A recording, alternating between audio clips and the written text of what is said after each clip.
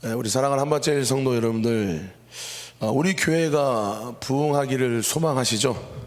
그렇습니다. 또한 우리 가정과 우리 일터와 우리의 범사가 하나님 은혜 가운데에 부흥하기를 원하십니까?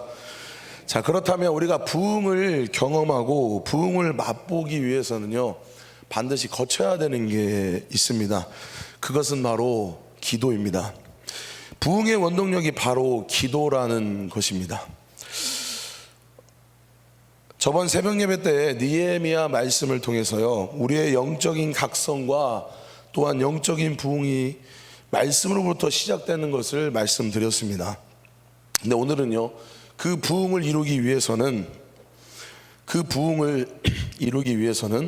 부흥을 추진하는 힘은 바로 기도에서 비롯된다라고 말씀드리고 싶습니다. 이 땅에 수많은 교회는 부흥을 꿈꾸고 소망할 것입니다. 저희 교회도 마찬가지일 것입니다. 이렇게 부흥의 소망을 품고 또한 말씀으로 중심 삼아 부흥을 위해 준비하며 열심히 노력하기는 하나 분명한 것은 우리의 삶에 기도가 없이는 하나님의 선하신 그런 공급과 하나님의 은혜를 경험하지 못한다는 것입니다. 여러분, 기도가 없는 성도의 삶은요, 디모데후서 3장 5절의 말씀에 이렇게 이야기하고 있습니다. 다 같이 읽겠습니다. 경건의 모양은 있으나 경건의 능력은 부인하니 이 같은 자들에게서 내가 돌아서라. 즉 우리의 삶에 이 경건의 능력이 나타나지 않는다는 것을 볼 수가 있는 것입니다. 이처럼 부흥은 기도하는 곳에 임하신 줄 믿으시기 바랍니다. 간절히 구하는 곳에 성령께서 임재하실 줄 믿으시기 바랍니다. 하나님께서는요, 우리의 기도를 통해서 그 부흥의 은혜를 누리시기를 원하시는 분이십니다. 우리의 기도를 통해서 하나님께서는 그 부흥을 나타내기를 원하시는 분이십니다. 그래서 하나님은요, 우리가 하나님 앞에 기도하기를 원하신다는 것입니다. 사랑하는 성도 여러분, 부흥은요, 기도를 통해 이루어진다는 것을 잊지 않으셨으면 좋겠습니다. 저를 따라 한번 선포하겠습니다. 부흥은 기도를 통해 이루어진다. 그렇습니다. 우리 사도행전 기록된 초대교회를 우리가 잘 아실 것입니다. 교회 부흥의 진정한 모델이라고 그렇게 볼 수가 있습니다. 그 초대교회는요, 부흥한 교회였습니다. 제자의 수가 3,000명이나 더하며 또한 구원받은 사람이 날마다 더하게 하시는 이 숫자적인 이 증거가 분명히 부흥의 모습이라고 할 수 있는 것입니다. 그런데요, 이 부흥은 어떻게 이루어졌을까요? 우리 사도행전 1장 14절 같이 읽겠습니다. 사도행전 1장 14절입니다. 여자들과 예수의 어머니 마리아와 예수의 아우들과 더불어 마음을 같이하여 오로지 기도에 힘쓰더라. 마가의 다락방에 모인 120명의 이 사람들은요, 그들이 할 수 있는 것은요, 기도밖에 없었다는 것입니다. 그래서 기도에만 힘을 썼다는 것이죠. 이 말은요, 기도 외에는 다른 것들을 생각하지 않았다라는 뜻일 수 있을 것입니다. 이 교회를 들여다보면 많은 성도들의 이 경건 생활 속에서 기도 생활하는 모습들을 많이 볼 수가 있습니다. 그러나 문제는 다 그렇지 않다라는 것이죠. 기도를 하면서 간혹 가다가 다른 생각을 하고 있다는 점을 또 발견할 수가 있는 것입니다. 우리가 기도를 하면 기도하는 척 해서는 안 되는 것이죠. 성령 하나님의 약속을 믿지 못하고 적당히 기도해서는 우리는 안 될 것입니다. 그래서 우리는 기도할 때에 기도의 사람으로서 오직 기도 시간을 몰입해서 기도에 집중해야 한다는 것입니다. 우리가 기도를 홀대하고 기도 없이도 교회의 부흥을 꿈꾼다는 우리 잘못된 생각에 벗어나시기를 바랍니다. 그래서 우리가 온전히 해야 될 것은 사도행전 2장 42절 같이 읽겠습니다. 사도행전 2장 42절 읽어보겠습니다. 2장 42절입니다. 그들이 사도의 가르침을 받아 서로 교제하고 떡을 떼며 오로지 기도하기를 힘쓰니라. 120명의 성도들은요, 다른 일을 했다고 성경에 쓰여 있지 않습니다. 이들이 한 것은 오직 기도입니다. 기도에 힘썼다라는 것입니다. 그러므로 기도하는 것 외에는 부흥하는 방법이 없다라는 것입니다. 기도하는 것 외에는요, 성령을 받을 수 있는 방법이 없으니까 오직 기도로 나아가야 된다라는 것입니다. 그래서 이 초대교회 성도들은요, 성령을 받기를 기도했을 때에 예수님께서는 성령을 공급해 주셨고요, 이 성령은 권능이 되어 제자들로 하여금 예루살렘과 온 유대와 사마리아와 땅끝까지 이르러 증인이 되게 하셨다라는 것입니다. 그래서 교회가 성령 충만한 가운데에 땅끝까지 뻗어나갔던 이 부흥의 역사는 예수님의 말씀을 붙들고 기도하였을 때에 나타났던 놀라운 역사인 것이라는 것입니다. 이처럼 우리 한마짜리 교회는요, 이 초대교회 모습처럼 기도로 부흥할 줄 믿습니다.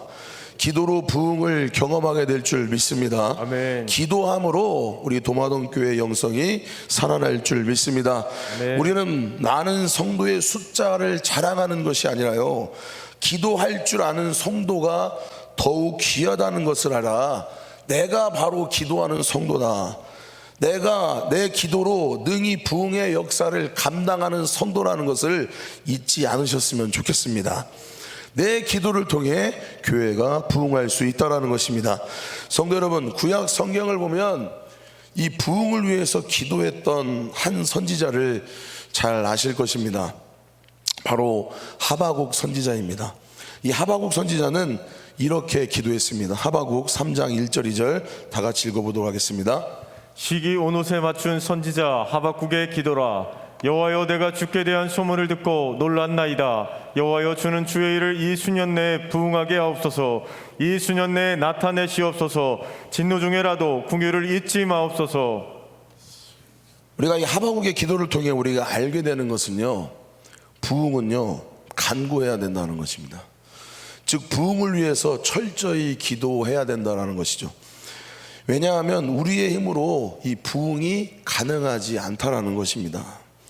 부흥은요 오직 하나님만 하실 수 있는 일이시기 때문입니다.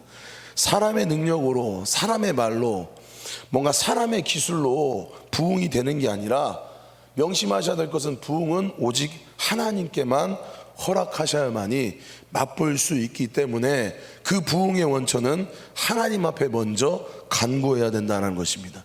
하나님 앞에 먼저 기도하며 하나님을 의지해야 된다는 것이죠.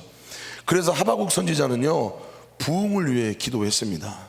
주여 이 수년 내에 부흥케 하소서. 주여 이 수년 내에 나타내시옵소서. 사랑하는 성도 여러분들, 우리도요 부흥을 꿈꾸고 소망하신다면 이처럼 하나님 앞에 기도하는 성도님 되시기를 간절히 소망합니다. 그러면 우리는 이 부흥을 위해 구체적으로 어떻게 기도해야 될까요? 이 부흥이라는 단어는요 성경 전체에 이 하박국에만 등장하는 것을 볼 수가 있습니다. 히브리 원어로 살펴보면 사실 이 성경에는 많이 등장합니다. 히브리 원어로 이 부흥은 하야인데 구약 성경에 총 263번이 기록되어 있습니다. 대략적으로 살펴보니까 이 부흥이라는 의미가 살다, 살려내다라는 것을 우리가 알고 그렇게 또한 발견할 수 있습니다.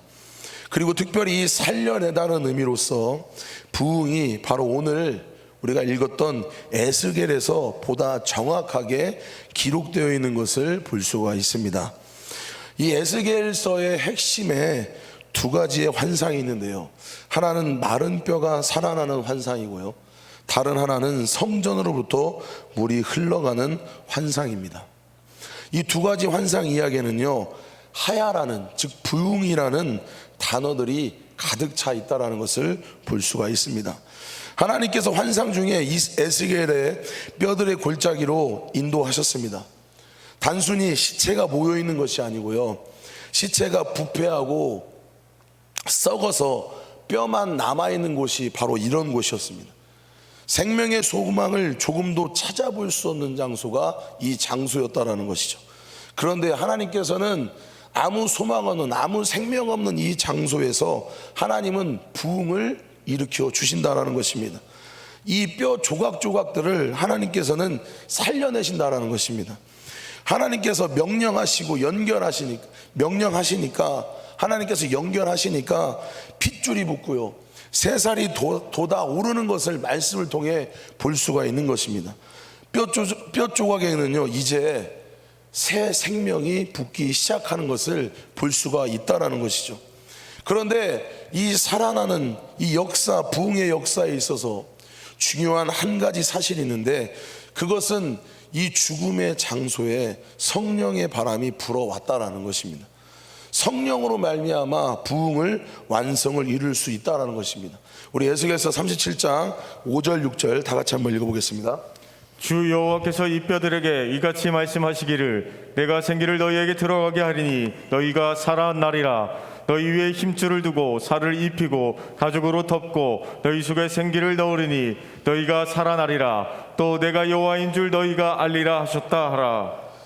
여러분, 이 부흥의 역사는요 오직 하나님의 생기 성령으로 완성되었습니다.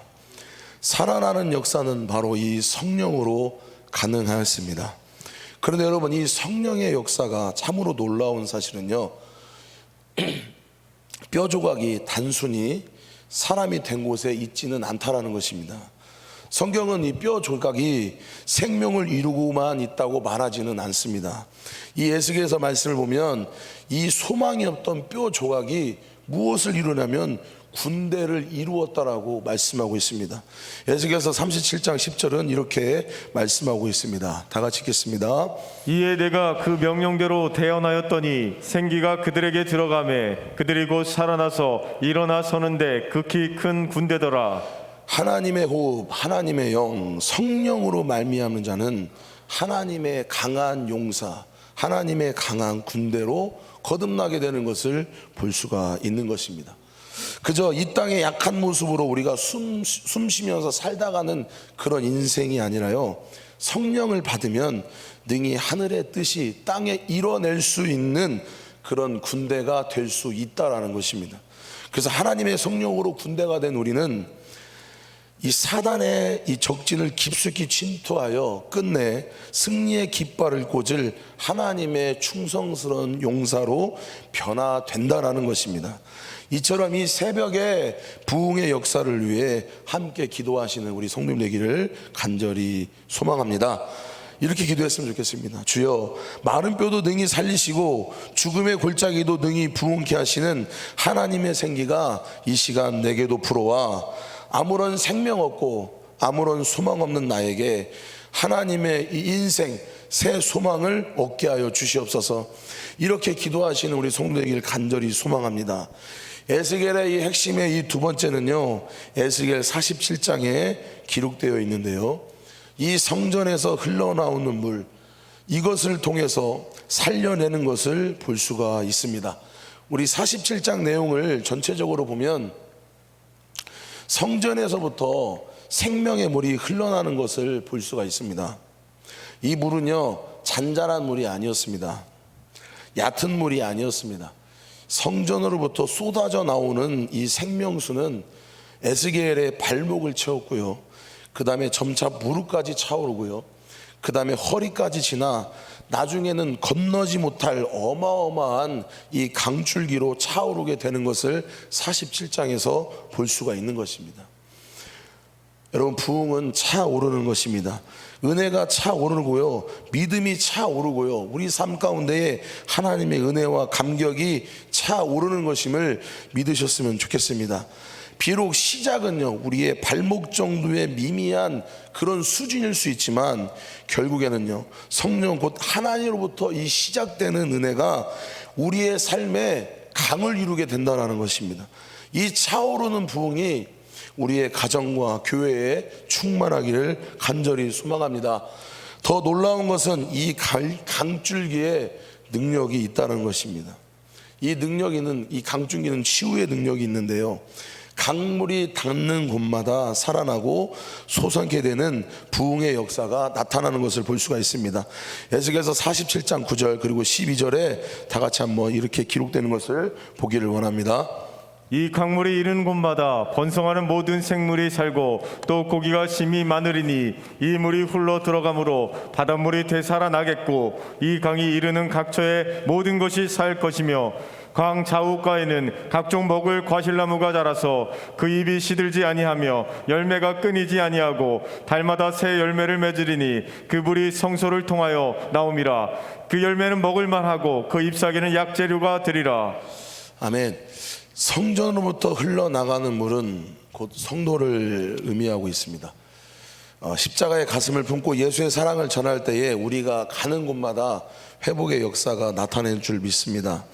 우리가 밟는 땅이 하나님의 나라가 될 줄 믿으시기 바랍니다. 우리가 전하는 복음으로 말미암아 이 악한 세상의 모든 것들이 치유되고 회복될 줄 믿습니다.